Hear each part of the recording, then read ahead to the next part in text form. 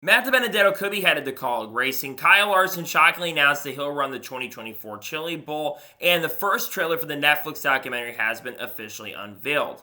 What's going on, guys? It's Daniel, and welcome back to our video. We got some NASCAR and other motorsport stories discussed here today on the channel. Let's go ahead and just show them straight those really quickly. First, go ahead and take a look at a couple paint schemes that have been revealed. The first paint scheme we're taking a look at is Justin Allgaier's 2024 Jarrett 25th anniversary scheme. I really like the scheme. The colors look incredible. They look beautiful. I love the gray. I like the red. I like everything about it. I think it looks pretty good overall, to be honest with you.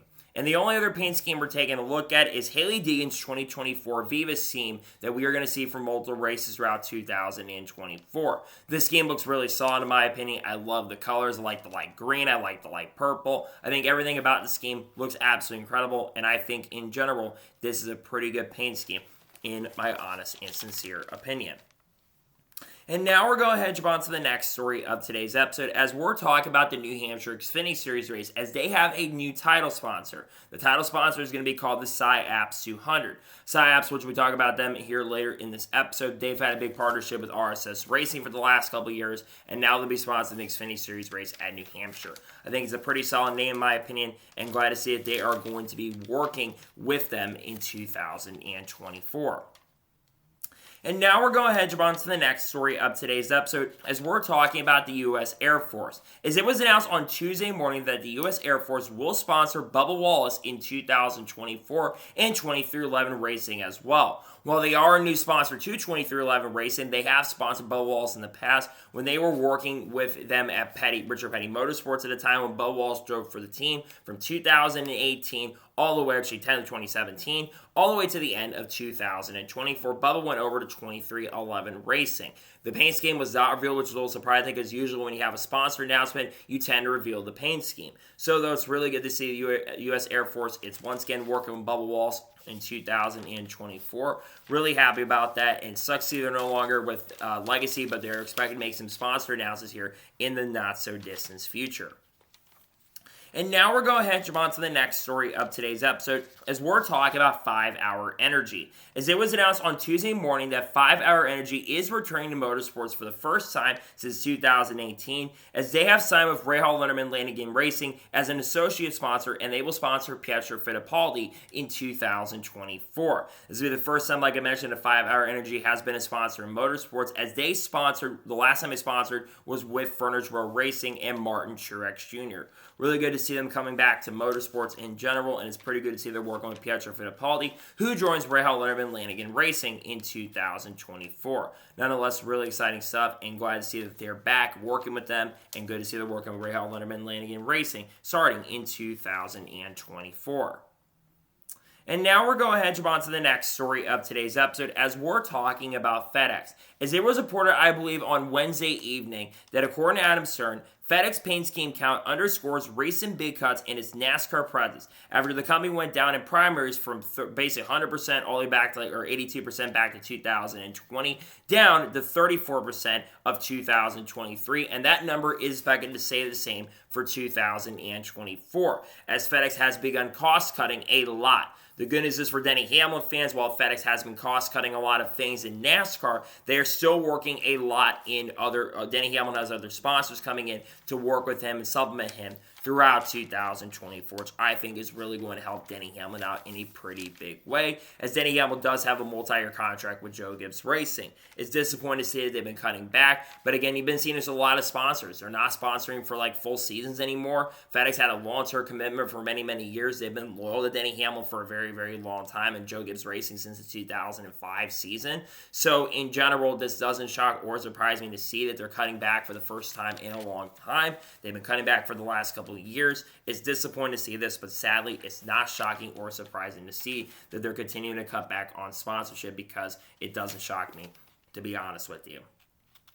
And now we're going to jump on to the next story of today's episode as we're talking about uncontrolled tires. Now, yesterday, NASCAR revealed a bunch of new rules for 2024, and one of the rules reported by Bob Pockrass was revolving uncontrolled tires. And according to Bob Pockrass, NASCAR has changed rules for an uncontrolled tire to allow a tire that rolls to an adjacent pit stall to be a little more open. They're basically, if it rolled to adjacent pit stall and affected it, it would be an uncontrolled tire penalty for the team. They used to basically, if you couldn't even go outside of the box, and they've been a little more lenient with these rules over the course of the last couple seasons.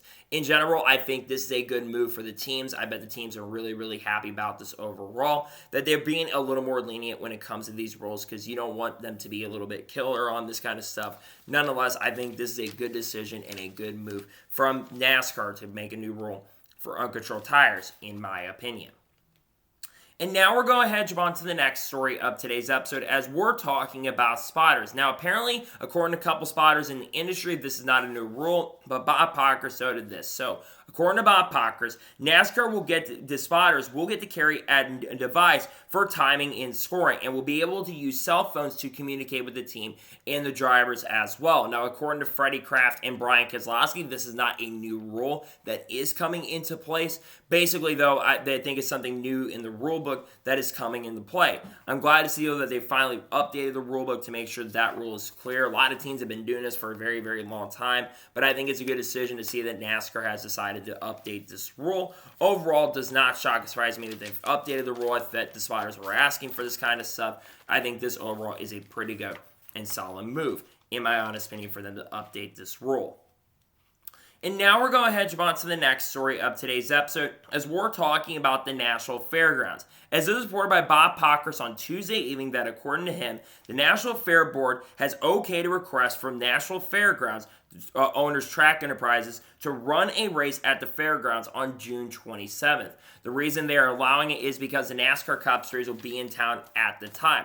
Now, the race is not clear what it's going to be. For those wondering, it is not the SRX. Bob Pockrass kind of noted that in the tweet. People were asking if it was going to be the SRX, and it's not going to be the SRX because they've announced 5 dates, and the last date that they are expected to announce is going to be a dirt race, most likely, though it has not been confirmed at this point what dirt race that exactly is going to be. Nonetheless, I'm glad to see we're going to get some different types of racing out there, maybe like a Legends race perhaps. I'm not entirely sure, because I know that the ARCA East Series, I believe, is going back there in 2024 as well. That's been confirmed on their schedule. So overall, in general, I think this is a very, very solid and a really good move overall, and I'm glad to see that they have approved for the fairgrounds to go ahead and host racing in 2024. And now we're going to jump on to the next story of today's episode as we're talking about Shane Wilson.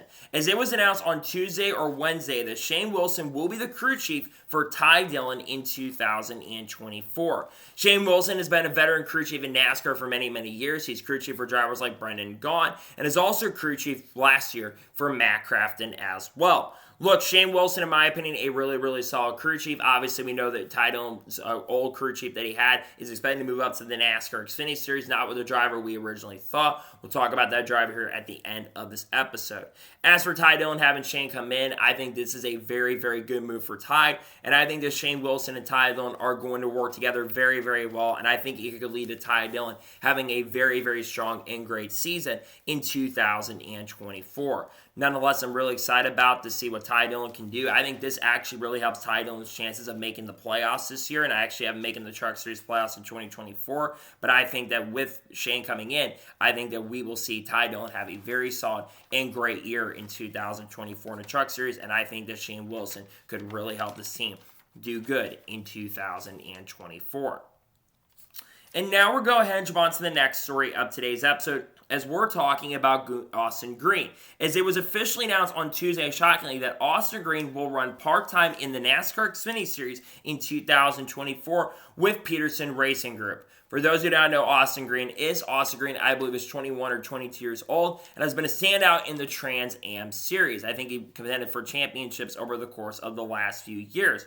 Also, Peterson Racing Group made their debut, I believe, at Charlotte, or attempted to make their debut at Charlotte. Unfortunately, I think they failed to qualify, but I believe they have an alliance with Richard Childress Racing. I believe the first race is going to be at Circuit of the Americas. The schedule was not officially announced, but I would expect the Circuit of the Americas is going to be the first time we see Austin Green behind the wheel. I believe that Austin Green also might be the son of David Green. I'm not entirely sure, though. That never has been kind of coming out. But still, I think it's really cool to see we have another driver coming into the series, and also more organizations and more teams showing up. I think this is a really, really good move, and glad to see that Austin Green is getting the chance, the opportunity to run part-time in the Xfinity Series in 2024. And now we're going ahead and jump on to the next story of today's episode, as we're talking about CJ McLaughlin. As it was announced yesterday late afternoon or early evening that CJ McLaughlin will be returning to RSS Racing in 2024 on a part-time basis, driving the number 38 car, with the first race taking place at Daytona International Speedway. Look, I'm not the biggest fan of CJ McLaughlin. I'm going to be honest. I don't think CJ is going to do an amazing job at this team in 2024. The biggest reason why, though, he is back with the team is because of his sponsor, Psyops. I believe that he has a massive connection to Psyops, and of course, Psyops is basically sponsoring Ryan Seat for the whole season in 2024. So you knew more than likely that CJ was going to be back in with this team in 2024. Not as a full-time driver, at least a part-time driver this year. I don't think he's going to do good, like I mentioned. It's a good opportunity for him because RSS is looking to get better. But in my honest opinion, I don't really think that CJ is going to do a good job in this season. So we'll see what happens, and maybe I'll be proven wrong and he does an amazing job. But I do not believe he will do good at all in 2024. But it's a great opportunity for him to be driving for RSS Racing. And now we're going ahead and jump on to the next story of today's episode, as we're talking about Alex Palou. As it was announced yesterday morning that Alex Palou is going to run the 2024 Rolex 24 at Daytona, driving the 01 for Chip Ganassi Racing. I believe it will be teammates with Franker van der Zand. I believe also Scott Dixon, and the other driver will, I believe, be Sebastian Bourdais behind the wheel of that 01 car. Obviously, it's been rumored that Alex Palou has wanted to do the Rolex 24. He lives and breathes racing, and of course, he's going to be really associated with this team in 2024. I am really excited to see what Alex Palou can do in the Rolex 24. Actually, he's competed in the Rolex 24 in the past. I believe back in 2021 and 2022, he competed in the Rolex 24 as well. I think, like I said, I think he'll do a solid and a really good job in the event. And I think he's going to bring a lot to the table and a lot to the plate for this team in 2024 as well. Which, by the way, the Rolex 24 is only about 2 weeks away, which I think is going to be really exciting. I'm excited for the Rolex 24 this year. I'm looking forward to it. I'm glad to see that Alex Palou will get the chance and opportunity to run in that event in 2024. I think he for sure 100% will make the best of it and do a really solid and good job. And now we're going ahead and jump on to the next story of today's episode, as we're talking about Santino Ferrucci. As it was announced on Tuesday or Wednesday that Santino Ferrucci will be returning to AJ Foyt Racing in 2024, driving the number 14 car once again. Santino Ferrucci last year drove the number 14 car. While the results were not absolutely pretty, Santino Ferrucci was able to finish, I believe, in third position in last year's Indianapolis 500. And we know AJ Foyt's Super Speedway program has been very, very strong, and their oval program has gotten better over the course of the last 2 years as well. This also confirms that Benjamin Peterson will not be back with the team in 2024, despite the fact that he had a multi-year contract reportedly with the organization and team. He will not be back with them in 2024, which is very, very disappointing. But let's be honest, Benjamin Peterson did not have a lot of good performances in 2023. And I think that Santino Ferrucci, the guy who is basically been able to finish in the top 10 in every single Indianapolis 500, I would want to keep that guy in my organization and team. So overall, this is a good move, in my opinion, to see that Santino Ferrucci is back behind the wheel with AJ Foyt Racing. I think he'll make the best of it, and I think he will for sure have a chance to win the Indianapolis 500 in 2024. And now we're going ahead and jump on to the next story of today's episode, as we're talking about Gunther Steiner. As it was officially announced yesterday, shockingly, that Gunther Steiner has left Haas F1, and Io Komatsu will be the new team principal starting effective immediately. This was a massive shock for a lot of people, including myself, because Gunther Steiner has been part of Haas for a very, very long time. I believe he actually worked at Stewart Haas Racing, as a matter of fact, before going over to work with Haas in 2014 or 2015. Now, you had Gene Haas doing the blame game this morning, basically going out there and blaming Gunther for basically the lack of performance, and with them finishing in 10th. Apparently, Gunther wanted to invest a lot into the organization and team, and Gene felt felt like that basically there needs to be no investments coming into play, which baffles me and doesn't really make any sense considering the fact that if you wanted your team to get better, you got to make a lot of investments. Again, there are some people on social media blaming Gunther for this. It's disappointing to see this because Gunther is basically the reason Haas is relevant to begin with. They wouldn't be relevant if it wasn't for Gunther, and I think they're going to be irrelevant. I think there's a pretty big common denominator when it comes to Haas investments, and I'm blaming the guy who actually owns the team, that being Gene Haas, for being the big reason over Gunther. Maybe Gunther did actually do a bad job, but I think that Gene Haas, it really is a big reason why this team has been struggling and failing overall in general. Many of you probably disagree with me, but that's fine. You can disagree with me all you want to on this, but in my opinion, I don't think Gunther Steiner is the reason that this team has been struggling and failing as much as they've been over the course of the last few years. I believe that the big reason why they've been struggling is because of Gene Haas, but that is just my honest opinion on that. And now we're going ahead and jump on to the next story of today's episode as we're talking about Ricky Stenhouse Jr. As it was shockingly announced yesterday that Ricky Stenhouse Jr. is actually going to be running the 2024 Chili Bowl Nationals with Keith Kunz Motorsports. Now, we'll be talking about another driver that also made shockwaves in regards to this, but this will be the first time I believe Ricky Stenhouse Jr. has competed in the Chili Bowl Nationals in a very, very long time. Ricky Stenhouse Jr., who is an avid sprint car racer, who's also really good buddies with Kyle Larson. I think that we're going to see Ricky have a decent shot. He'll be competing in tomorrow night's races. He will not be racing tonight. He will, I think, have a really good chance to make the main event, but if not, he'll have to work his way up through the alphabet soup, which obviously for the Chili Bowl, the alphabet soup, I think there's going to be like a K main, L main, all that kind of stuff that will start on Saturday morning and will go to the end of the evening as they are trying to get that event done a little quicker than normal. I am excited to see what Ricky can do. Ricky, like I said, is a pretty solid dirt racer and has done a pretty good job. I don't think he's won any World of Outlaws races to my understanding or knowledge, but I think that we will see him have a really solid chance and a really good opportunity to be extremely competitive. I'm looking forward to this, and nonetheless, I'm really glad to see that he'll get the opportunity, chance to run up front and compete in these events, and I'm glad to see that he's getting the opportunity for one of the best organizations in the dirt scene, that being Keith Kunz Motorsports. I think he'll make the best of it and do a really, really good job with this team in 2024.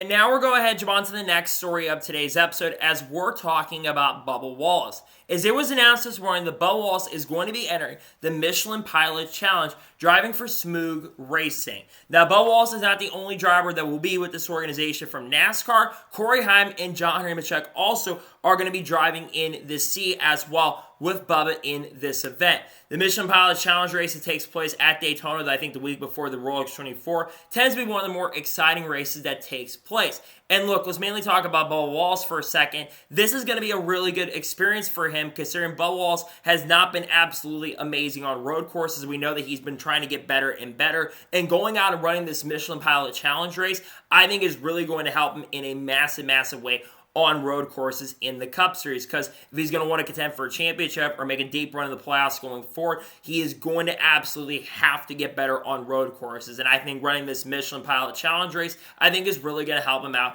in a pretty big way. This is a great move for him, and again, I'm just happy to see he's going to go get some more road course experience, as I think in general he will do a really solid and good job in this event. This team, I think, has got a really good capability of winning. I think Ford will most likely overall win the event, considering the Ford Mustang GTs have been contenders for the main event win, but I think that this team with Bubba, Corey Heim, and John Nemechek being there, I think they are going to be serious threats and contenders for the overall win as well in the event. And now we're going ahead and jump on to the next story of today's episode as we're talking about the stage links. Now, NASCAR yesterday revealed the stage links for the NASCAR Cup Series, the Xfinity Series, and Truck Series. Now, we're going to mainly take a look at the Cup Series here, but there were only a couple really notable changes when it comes to first changes. So, first one is Iowa Speedway. So, for Stage 1 is going to end on lap 70, Stage 2 is going to end on lap 210, and Stage 3 is going to end on lap 350, confirming that the race is going to be a 350-lap event. Then the Chicago Street Course, obviously that race has been shortened up for 2024, as it used to be, I think, 100 laps long or 90 laps long. Now the event is 75 laps long. Stage 1 is going to end on lap 20, Stage 2 is going to end on lap 45, and the final stage is going to end on lap 75. And finally, the last big one I want to take a look at is Indianapolis for the Brickyard 400. Stage 1 is going to end on lap 50, Stage 2 is going to end on lap 100, and the final stage is going to end on lap 160. In general, I think these are really, really solid changes when it comes to the stage lengths. I think it's really cool that they're doing this. Well, I don't wish there weren't basically stage cautions, but we'll get to that here in a little bit. But overall, I think those are solid stage lengths. I wish I would maybe a little longer, but 350 laps is still pretty long. It's going to be a long race in general. Obviously, the first race at Iowa, Chicago got changed. And in general, I don't think that these are bad stage lengths. I think they're solid overall, in my honest opinion. And now we're going ahead and jump on to the next story of today's episode as we're talking about Corey Heim. As it was announced yesterday morning that Corey Heim will be joining Sam Hunt Racing on a part-time basis in 2024, driving the number 26 car. The number of races has not been disclosed. His first race will be at Las Vegas Motor Speedway, which will be the third race of the 2024 season. I would imagine he's probably going to run around 10 to 12 races in 2024. Now, Corey Heim, of course, will be running full-time at Tricon Garage in the Truck Series in 2024. I think that Corey Heim will have a decent chance to compete. He ran 4 races last year in 2023. He had 2 mechanical failures. He did, I believe, have a top 15 finish or a top 10 finish at Darlington in the spring. And also, I think, had a top 15 finish in the fall race as well.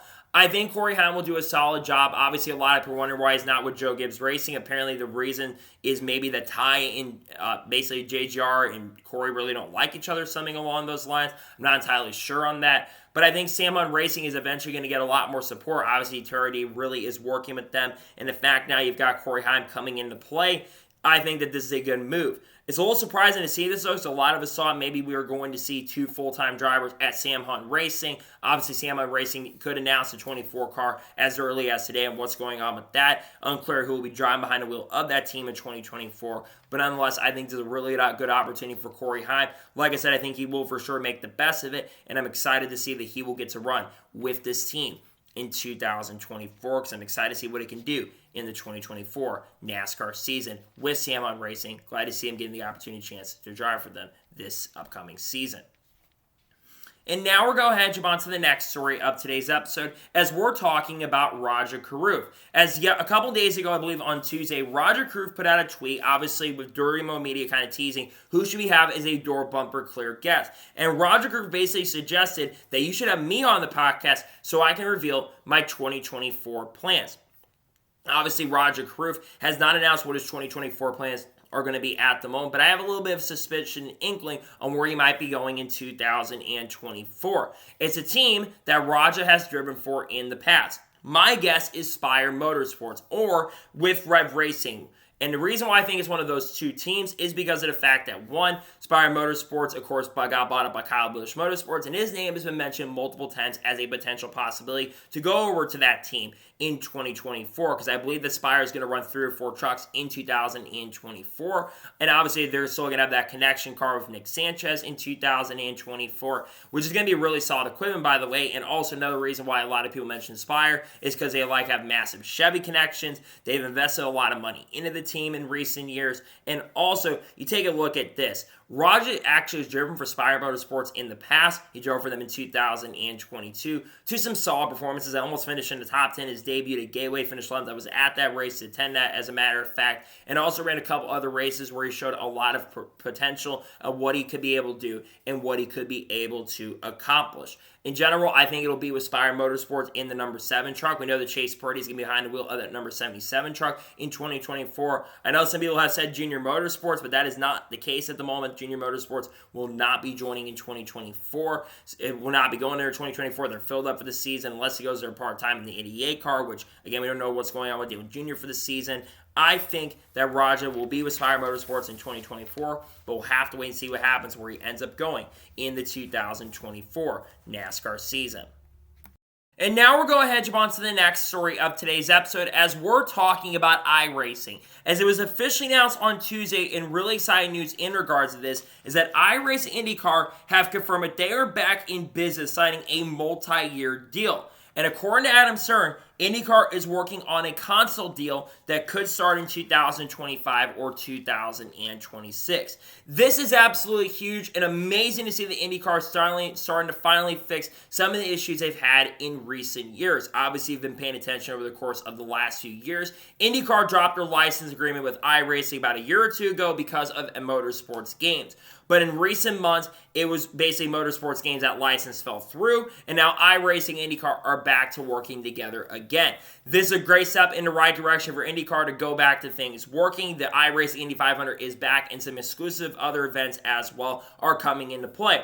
But one thing that needs to be noted, and one really good thing for the future of IndyCar, is that this is not an exclusive deal. So you'll be able, they're, like I said, working on a constant deal. It's unclear what company that they're going to be working with. iRacing has been mentioned, but if they were to develop a game, they have said reportedly that it might take a very long time for that game to get developed, which, hey, if iRacing developed the game for IndyCar, I would be fine with waiting a little bit to get that resolved and fixed. In general, this is really, really exciting stuff. I'm glad to see that finally this has been fixed, and very glad to see that iRacing and IndyCar are working together again.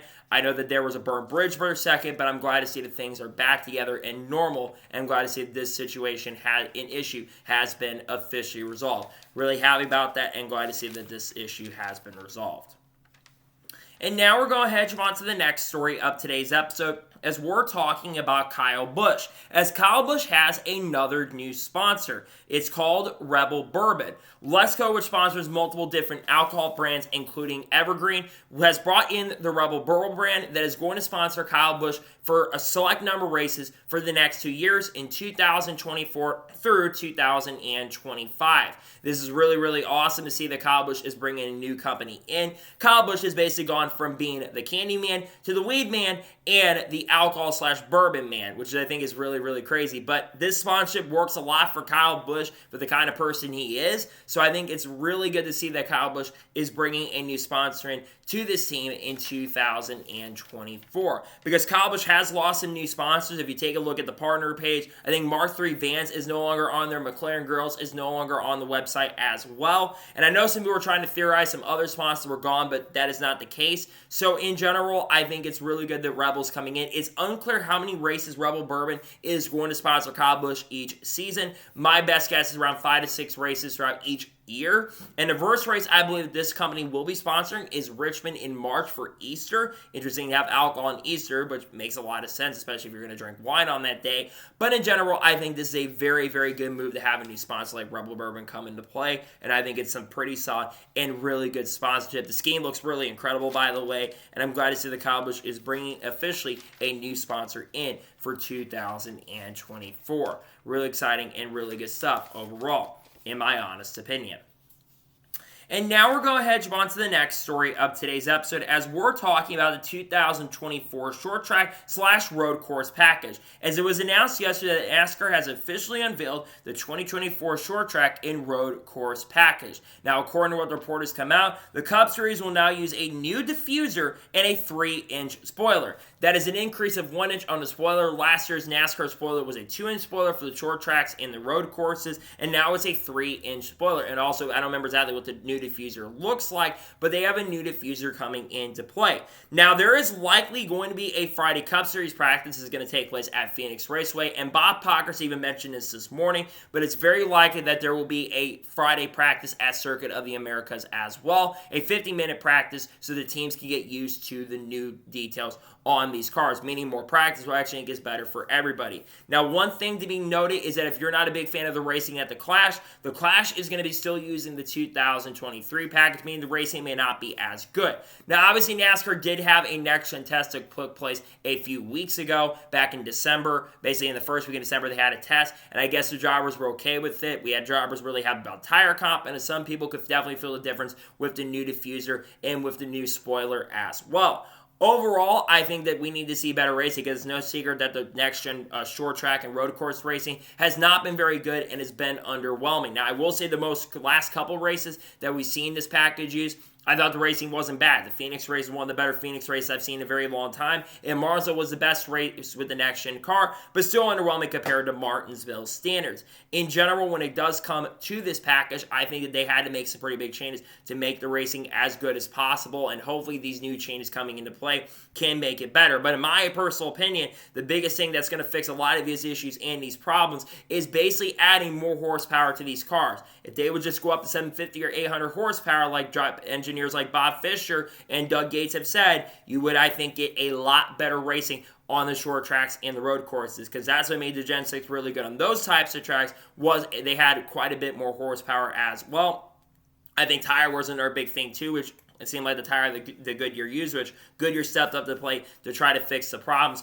I think in general, though, I think this is a very, very good move, and I'm glad to see that they've gone ahead and changed up the short track and road course package. Hopefully these changes can make the racing better until we can get a new engine in, and this kind of can be a stopgap in general when it comes to that.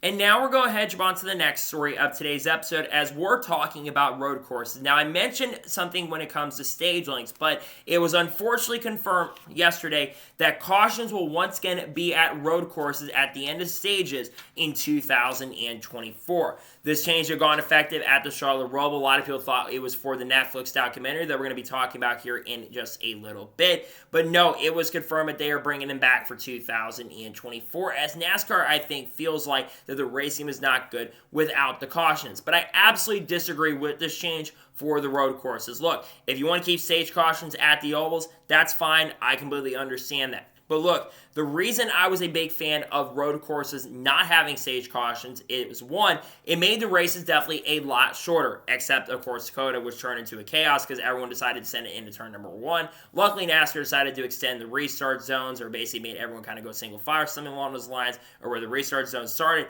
and that fixed a lot of the issues at some of the tracks like the Indianapolis road course. But you remember the Indy road course race? Yeah, that race was 2 hours long, one of the fastest races we have ever seen, and Watkins Glen was only an hour 58 to 2 hours, one of the shortest NASCAR Cup Series races we have ever seen. I like those races being a little bit shorter, and I think the stage cautions are going to make the racing longer, and it ruins strategy in my opinion.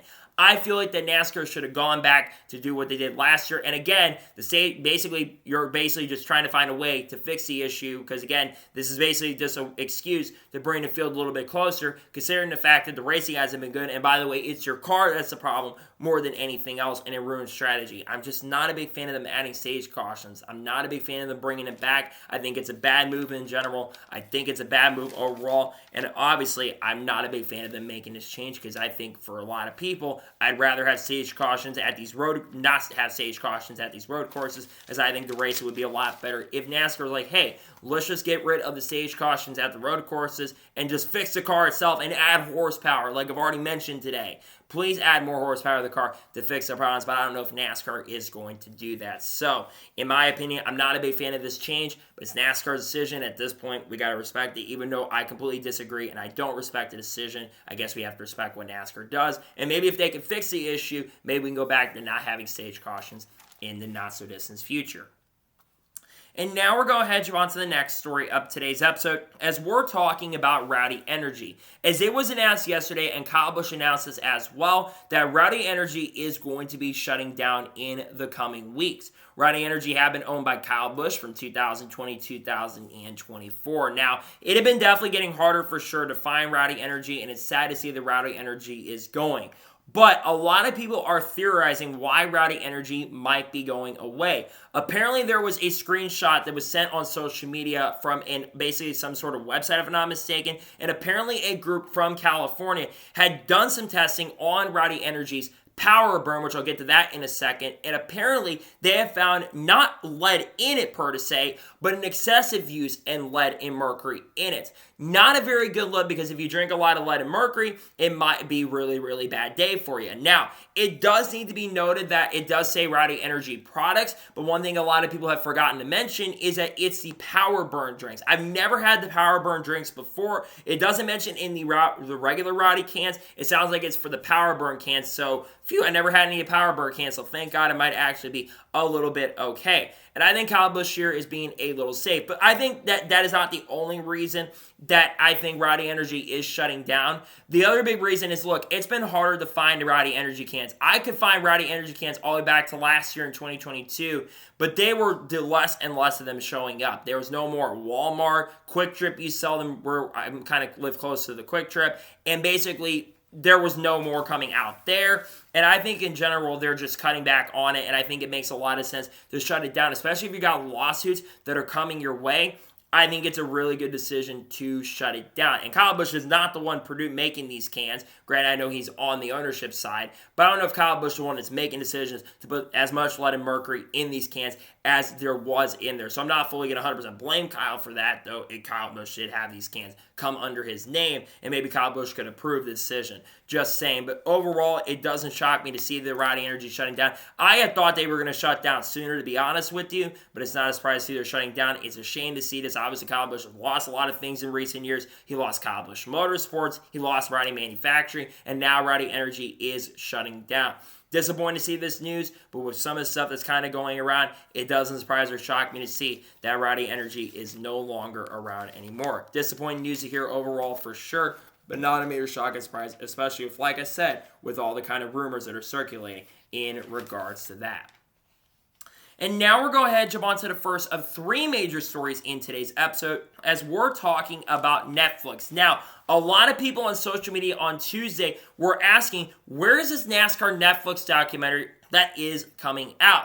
Well, the next day on my birthday, which was yesterday, NASCAR finally revealed the first official trailer for the Netflix documentary that is going to be coming out. It is called NASCAR Full Speed. It is going to air on Netflix on January the 30th. The featured drivers are going to be part of this series are Bubba Wallace, Kyle Larson, Ryan Blaney, Ross Chastain, William Byron, Denny Hamlin, Tyler Reddick, and among other drivers like Joey Logano and, like I mentioned, some other guys will be part of this. I believe other drivers like Brad Keselowski, Kyle Busch, and Chase Elliott, among other drivers, are going to be in this series as well. It will have 5 episodes for 45 minutes each, so don't bother me on that day, and hopefully don't get any news during that time, so I can pay attention to the documentary. This documentary could absolutely be really, really huge for the sport, and I'm very excited about it. The teaser looked really, really good, and I think this trailer is something that a lot of the TV presenters could learn a lot of thing too, about how you basically produce a series.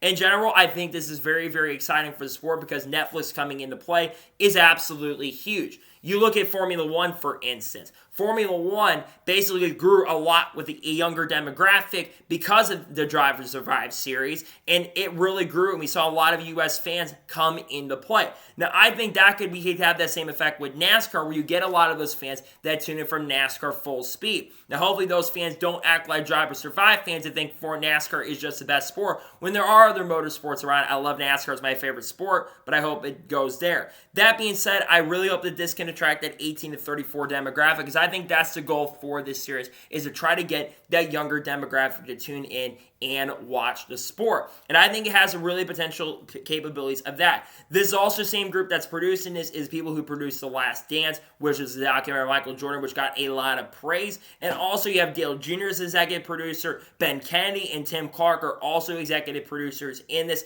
And I think get to see how family life is for these drivers, and we get to humanize these drivers who, yes, is going to focus a lot on the racing for sure. I'm very excited about it. I believe it's focusing on the playoffs as well. So I think they'll have Daytona. They'll have like Darlington as the first race for the Southern 500, of course, among other things as well. In general, I'm super excited. I'm super pumped up about this, and I'm glad to see this Netflix documentary is actually finally coming out. I know that they kind of have teased it, that it was likely coming out before the Daytona 500, but it's actually coming out the week of the Clash, and I think it's absolutely the perfect time, too, because if people absolutely join this Netflix documentary who are not NASCAR fans, and they want to get into NASCAR and watch the sport for the first time, the first race is literally that week on February 4th or 5th, and maybe people will be able to tune in, and we might get better ratings as well, and maybe that younger demographic than NASCAR has been chasing. In general, I think that this documentary looks really awesome from the first trailer. I'm excited about it. I'm definitely going to be tuning into it for sure. It's going to be fun to listen to. I'm excited about it, and I cannot wait to see the Netflix documentary that is going to be coming out here in a couple weeks. It's only 19 days away, which is really, really exciting, and I'm very happy and nonetheless and glad to see that the Netflix documentary is finally going to be officially released. I'm very, very happy about it. I'm excited about it for sure, and glad to see the Netflix documentary is officially coming out and will be released on January the 30th. And now we're going ahead and jump on to the next major story of today's episode as we're talking about Kyle Larson.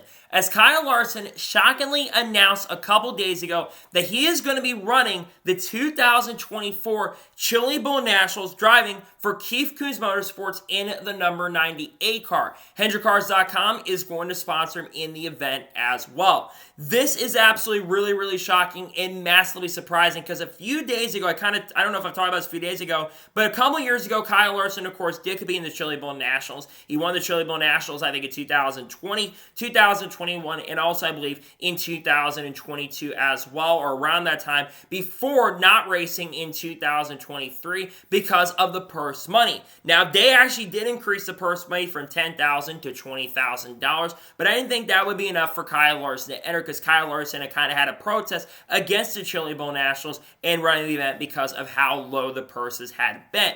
This is absolutely a massive shock, but something I am very excited and pumped up for. Kyle Larson obviously is my favorite driver, and when Kyle Larson runs dirt events, I'm really happy about it. Now, what's really crazy is Kyle Larson is going to be running two massive events on the same night. Now, Kyle Larson, of course, will be competing in the prelims later this evening. It'll be running to try to make the A main immediately because if he can finish in the top two spots in tonight's prelims, he will basically be locked into the A main, which will be a really good thing because Kyle Larson is competing in another dirt race, the Wild West Shootout that is currently going on in Vado, New Mexico. So he'll be running a dirt late model and trying to win that race and be flying back over to try to get into the A main of the Chili Bowl Nationals or already be in the A main and try to win.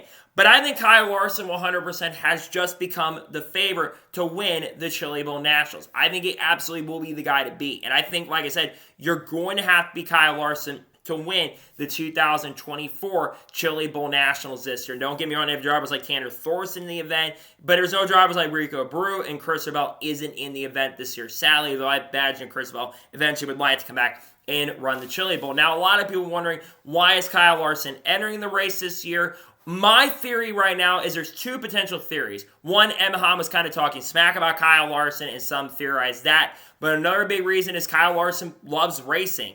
And despite the fact he's saying on the Kenny Wallace podcast that he was backing off a little bit, Kyle Larson loves racing. But my other big theory on why Kyle Larson is running the Chili Bowl Nationals this year is because of Flow Racing. Kyle Larson has a pretty massive partnership with Flow Racing. Remember, he had his documentary, which, of course, Flow Racing and Fox have a partnership as well. Kyle Larson's documentary from Flow went on Fox Sports. And also, High Limit Racing, which is Kyle Larson's series, was also on Flow Racing as well. And it's going on Flow Racing. So I think Flow Racing might have paid Kyle Larson to go and run this year's Chili Bowl. That's just kind of a theory and a thing that I believe is actually the case. Look, I'm really excited to see this, so I'm really glad to see that Kyle Larson is going to run the Chili Bowl Nationals in 2024. I think he's not human, man. He's going to run two big events, but I guess it's kind of like the dirt preparation, because remember, he's going to be doing the Indy Double in 2024. I think Kyle Larson is going to have a really good chance and opportunity to be extremely competitive, and I think he will be one of the guys to beat tonight. I'm really excited about tonight's field is stacked, by the way. You got drivers like Spencer Basin, Tanner Thorson, which I think Tanner Thorson and Kyle Larson, by the way, are going to lock in on for Saturday's event tonight. Those are the two guys I predict will get in for the main event. I'm excited to see, though, Kyle Larson is 100% entering the Chili Bowl Nationals. Did not think it was going to happen, but nonetheless, I'm very happy and excited to see that Kyle Larson, in fact, is going to enter the Chili Bowl Nationals in 2024. Really excited, and I think he'll have a really good chance to win the overall race on Saturday night.